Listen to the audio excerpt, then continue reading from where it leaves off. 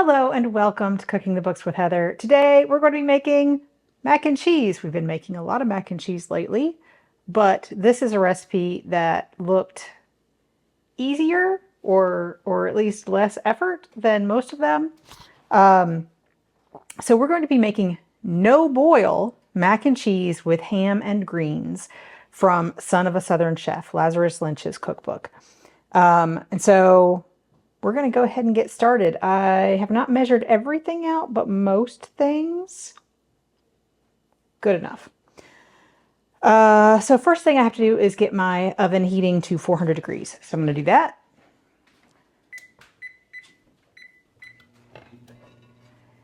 And then I have to prepare my baking dish. So this is going to be baked in the oven, but we're not going to boil the noodles as it says. So the first thing, we're going to take some of the room temperature unsalted butter, and we're going to slather it all over this baking dish. And that was a measured amount. It tells you how much to use. I'm going to get as much as I can actually on the dish, and then I'm going to wash my hands. So that's pretty well covered. We are going to be skipping one step because you can use either pre-cooked collard greens or you can cook them from raw. And so he says to cook them from raw until tender and bright green, about 3 minutes in boiling water. I have some leftover collard greens that we made a while ago and I just saved them. They have a little bit of salt pork in them, but we're adding ham to our dish anyway, so that's okay. It's fine. So into this baking dish, we're adding our pasta, completely raw elbow pasta.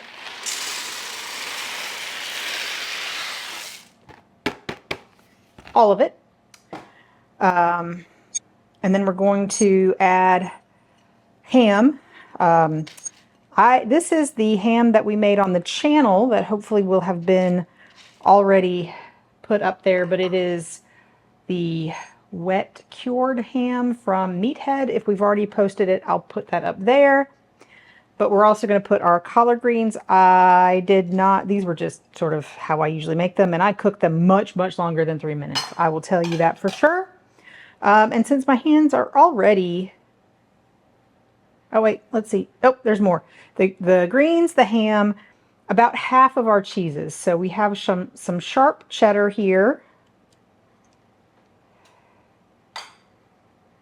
We have some Swiss, which I bought pre-shredded. Everything else I shredded myself, but I bought the pre-shredded Swiss because I could. This is Gruyere, which is a Swiss-like cheese. But I don't particularly like Swiss, but I love Gruyere, so. And then this is Parmesan.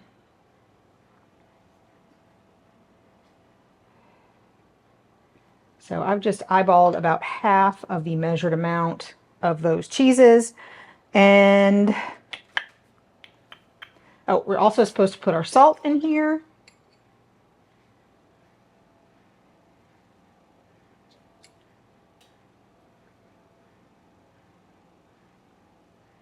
And some pepper, which I'm not going to measure, but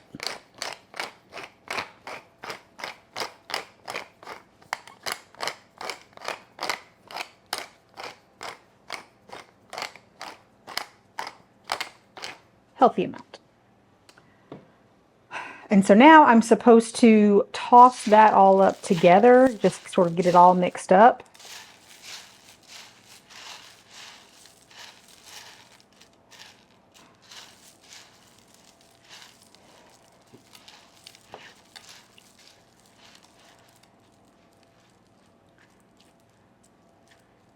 That looks good enough to me. So now I'm going to wash my hands again. So the next thing we need to do is to use an awful lot of heavy cream. So I had to buy a lot of heavy cream today. because I also have some in the background over there making some creme fraiche. So I bought even more heavy cream than I normally do at the grocery store today. So there we go. Put this away. So now I need to bring this cream to a rolling boil over medium-high heat. But as soon as it basically, he says, as soon as it begins to bubble up, to turn off the heat. So that's what I'm going to go do now. I'm not going to show you that stuff because it's pretty boring. So this finally came to a boil right after my stove, right after my oven preheated. So now we're going to pour this over our mac and cheese, well, over our macaroni to submerge it.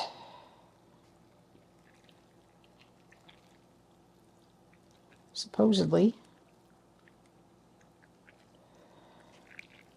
Oh, that's a lot in one spot. So since I kind of got a lot in one spot, I'm just kind of gonna move things around a little bit, get it more even all over the place. There we go. That looks good to me. And now we're going to cover it with aluminum foil and put it in the oven for about 25 minutes. He says until the pasta is almost tender. But that's not the last thing we're doing. Obviously, we have some extra cheese here. And there's a couple other ingredients that we need to deal with. So let me get that done. I think boiling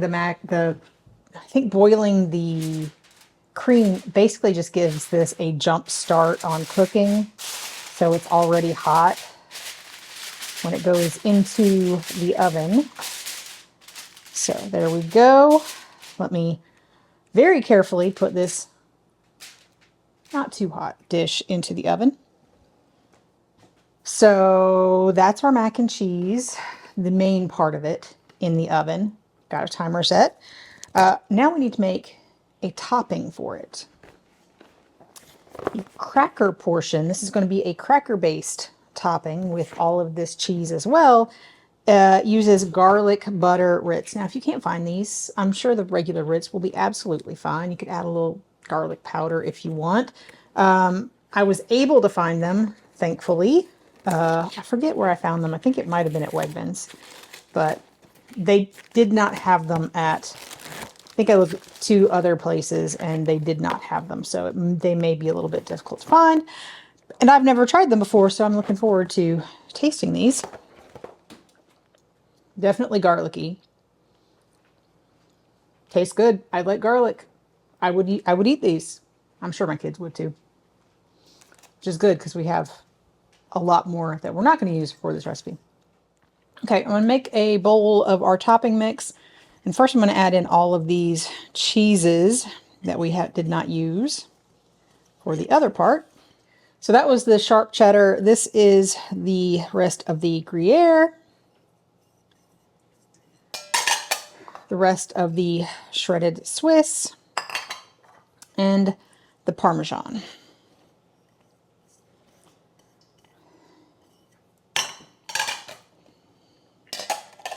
So then we need about half of these, but they also have to be crushed.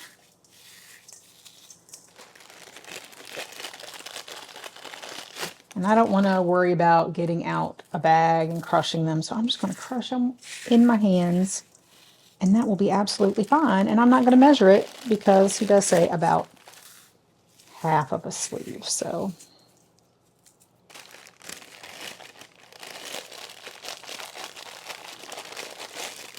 I'm going to call that plenty.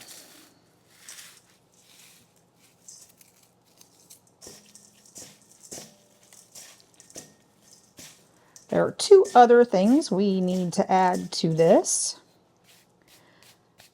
It is not currently the coldest day of the year, but it is in the winter, and I have tons of fresh parsley still outside doing absolutely fine. So I went out and picked some, and now washed it up going to just chop it relatively finely.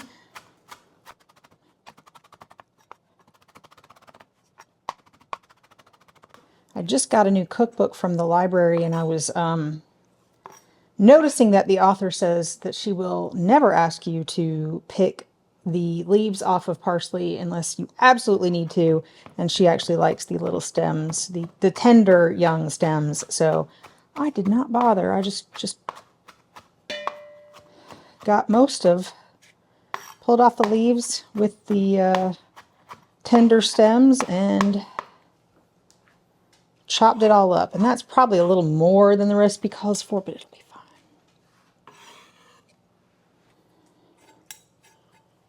All right, so there we go. And the last thing for this topping that we need is melted butter. So we've got the rest of our unsalted butter, which I'm going to put in the microwave to melt. This was already at room temperature, so it melted very quickly. Oh, we also need a couple of garlic cloves, which I neglected. There we go. We've got a little bit of fresh garlic as well as those garlic crackers. So if you can't find the garlic crackers, add some more fresh garlic, I guess. So we're going to get that kind of mixed up. And then, oh, we also need to season this lightly with salt and pepper. There's a lot of salt in cheese and in those crackers, so I'm just going to give it a little bit.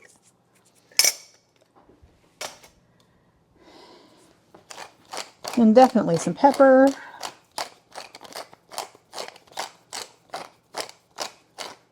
There we go.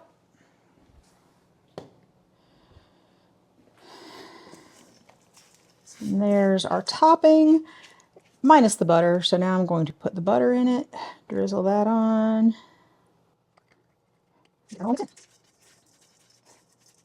And after that, we still have only about 12 minutes. So that took up about half of our time. So we'll just leave this be until the timer goes off. And we'll show you what it looks like when we take it out of the oven. This has been in our 400-degree oven for about 25 minutes. So we're going to check.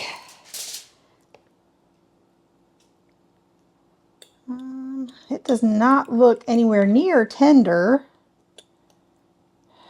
but we have more baking time on this. So I'm going to just assume that it's correct. We're going to put our crumb mixture on top.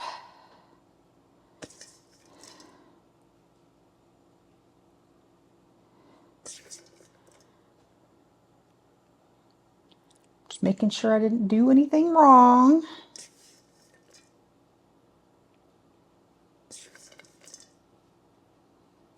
Sometimes I miss steps, but I don't think I have.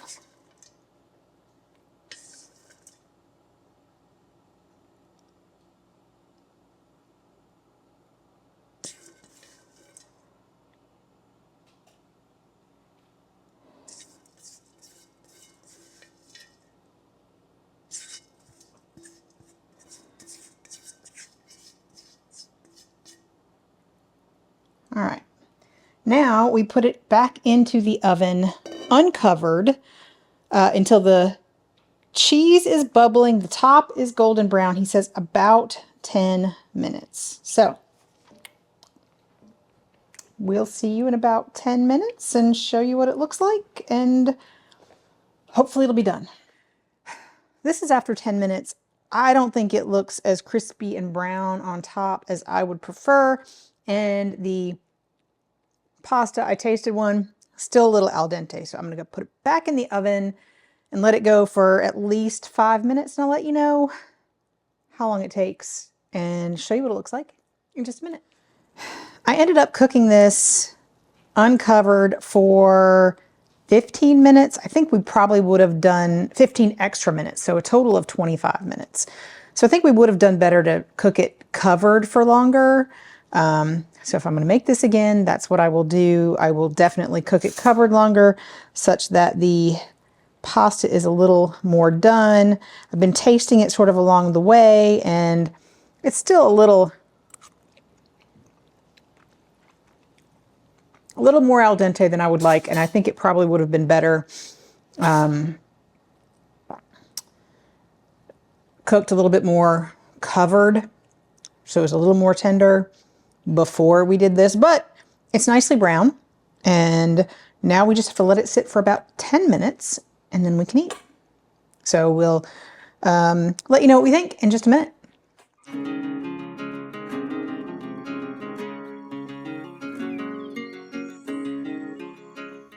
On this episode of Cooking the Books with Heather, you watch me make no-boil mac and cheese with ham and greens from Son of a Southern Chef by Lazarus Lynch. And I really wanted to like this recipe. I mean, I think it tasted okay, but it did not work out. The whole no-boil thing did not work out very well for me. I think, yeah, I don't know why, but I think I should have cooked it much longer in the first covered phase until the pasta was a lot more done than it was. Because I think after that, once you take the cover off and you cook it, at that point, try to cook it until it's done enough. You cook it in the beginning until it's almost done, and then you take the lid off and put crumbs on it. Take the lid. It's not really a lid. It's aluminum foil. You take that off and put the crumbs on it, and then you cook it, supposedly another 10 minutes. Mine was not nearly done enough after 25 minutes. I think I even cooked mine a little bit longer. It was not done enough. So I ended up cooking it a whole lot longer, and it was still a little chewier than we would like when I did decide it was done, and it was a little dry, and because it had absorbed, well, it had probably evaporated some of the cream and absorbed some of the cream, and it was just kind of dry. It did not work out that way. So if I'm going to make this again, I would definitely try to cook it longer until the pasta is really very close to done as much as we want it before I take the lid off. Foil, whatever. So there was that. The flavor was really good. I like the greens and the ham in it. It makes it sort of a one-pot dish. You have your carbs, your meat, your veggies all together. That's a great idea. It just didn't work out with me. The flavor was good. We really like Gruyere in our mac and cheese. It's a lot like the Pools mac and cheese with, because it is a cream base and it has, the Gruyere in it. So it's a lot like that. And like that, it does not reheat very well. I think just like that mac and cheese, we had to make it decent. We had to sort of give up on the crumbs and just heat it up in a pan on low on the stove with a little bit of extra water, just low and slow until it heated up enough. And then you don't get the crunchy crumbs on top. They just sort of incorporate into the sauce, and that was fine.